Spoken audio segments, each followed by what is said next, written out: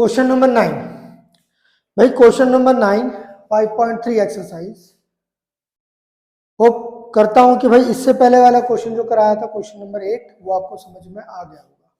Question number 9 या इससे आगे वाले अगर क्वेश्चन हम देखें, जितने भी इससे आगे वाले क्वेश्चन हैं वो बेसिकली कुछ फॉर्मूले हैं जिनके ऊपर बेस्ड है, और ये फॉर्मूले हमने क्लास किसमें पढ़े थे, 11th में पढ़े थे।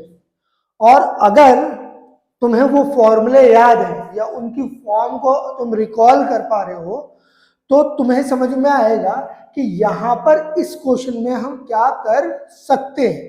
अगर फिर भी नहीं समझ में आ रहा कि भैया क्या करना है, तो कुछ फॉर्मूलों को बार बार मैं यहाँ पर रिपीट करूंगा और उन्हीं फॉर्म्स की हेल्प से यहाँ पर हम क्वेश्चन का आंसर लेके आएंगे। तो कोशिश करेंगे कि समझें कि आखिरकार हमारे पास वो फॉर्मूले क्या थे और उनसे रिलेटेड चीजें जो अब हम सीखेंगे वो भी हमें समझने की कोशिश करनी होगी।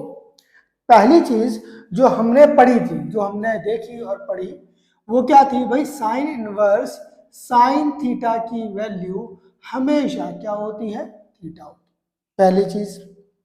इसी तरीके से कॉस इनवर्स का होगा, इसी तरीके से टेन इनवर्स का होगा।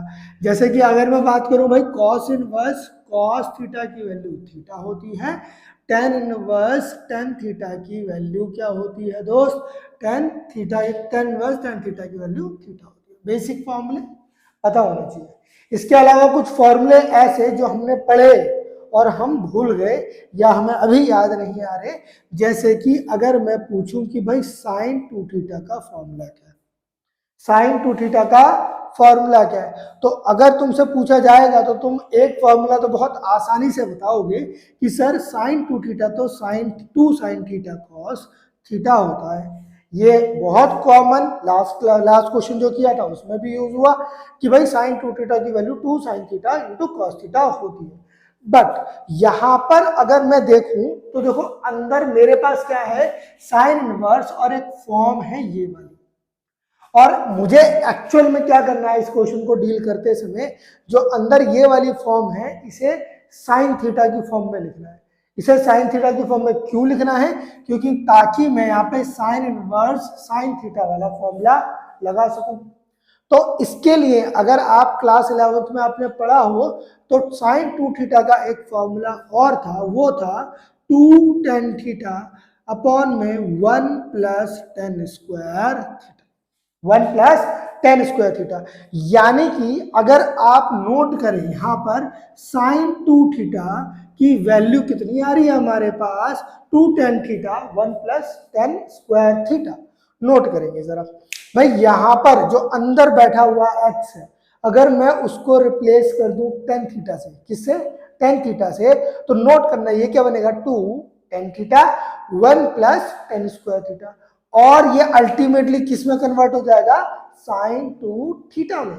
तो इसीलिए मैं क्या करता हूं, लेट करता हूं कि भाई let x equals to tan theta. बात ठीक है, हमने ले आए, मान लिया। अगर हमने ये मान लिया तो इसे रखेंगे, वैल्यू पुट कर देते हैं भाई, y बराबर क्या हो गया, sine inverse two tan theta upon में one plus tan square theta. सही है यहाँ तक, one plus tan square theta. Now अगर हम देखें तो मैं इसको रिप्लेस कर सकता हूं किसमें, साइन टू थीटा में। जस्ट अभी बताया कि हमारे पास साइन टू थीटा का फॉर्मूला क्या होता है, two tan theta one plus tan square theta. देखो भाई, मैं आपको एक सजेशन दूं अगर, तो जब कभी भी आपको क्वेश्चन अटेम्प्ट करें और आपको उसमें कोई फॉर्मूला यूज करना है, कोई उसमें फॉर्मूले की फॉर्म आ रही है और आपने यूज करी है, तो कोशिश करें उस फॉर्मूले की फॉर्म को वहां पे मेंशन करें। इससे क्या होगा, जब कभी भी एग्जामिनर कॉपी चेक करेगा तो उसको समझ में आएगा कि हाँ आपको फॉर्मूलों की भी अच्छी नॉलेज है, आपने क्वेश्चन के अंदर रेक्टिफिकेशन टाइप कुछ नहीं कर रखा है।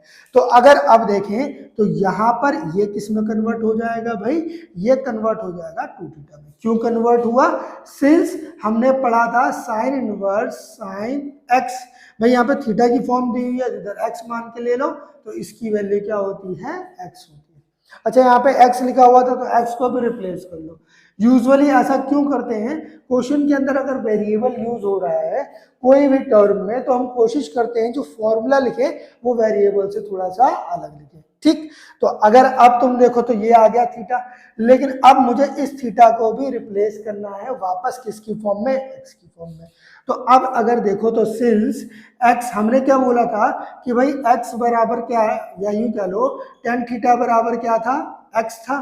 तो यहां से अगर थीटा निकालोगे तो वैल्यू कितनी आ जाएगी, tan इनवर्स एक्स। कितना आ गया भाई, tan इनवर्स एक्स। यानी कि यहां पर अगर मैं अब वैल्यू पुट कर दूं तो क्या हो जाएगा, 2 इंटू में tan इनवर्स एक्स।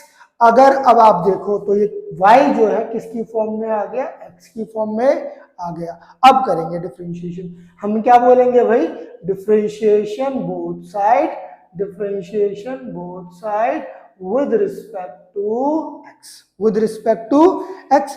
अगर आप x के रिस्पेक्ट में करते हो तो ये क्या आ जाएगा, dy बाय dx, और ये क्या आ जाएगा 2 tan inverse x upon tan x।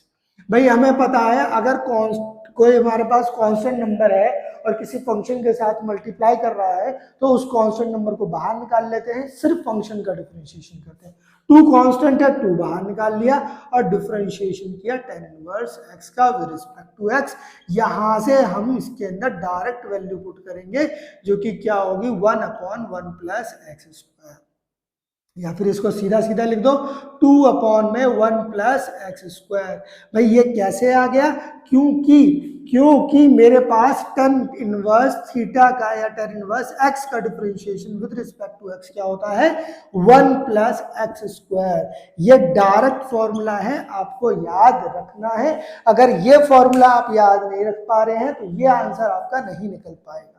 इसे निकालने के लिए ये वाला फॉर्म आपको पता होना चाहिए। ऐसे ही साइन इनवर्स एक्स का, कोस इनवर्स एक्स का, सेक इनवर्स एक्स का, सबके इनवर्स के डिफरेंशिएशन बुक में मौजूद है। तो आपको कोशिश करनी है उन डिफरेंशिएशन के फॉर्मूलों को एक जगह पे लिख लो और फिर उसको मल्टीपल टाइम रिवाइज करते चलो। मैं आपको बच्चा बार बार इस चीज के लिए फोकस कर रहा हूं, रिवीजन बहुत जरूरी है। आप रिवाइज नहीं करेंगे तो मैथ्स आपको कहीं ना कहीं समझ में तो आ जाएगी लेकिन लॉन्ग टर्म पे रिटेन नहीं हो पाएगी। आप मल्टीपल टाइम क्वेश्चन लगाएं, बार बार क्वेश्चन लगाएं, बहुत जरूरी है आपका पढ़ना, ठीक है। चलो होप कि ये क्वेश्चन आपको समझ में आ गया होगा। बहुत आसान क्वेश्चन है, आने वाले क्वेश्चन भी बहुत आसान है। इसी तरीके से बाकी क्वेश्चन भी डील करेंगे। तब तक ख्याल रखें, टेक केयर, बाय बाय।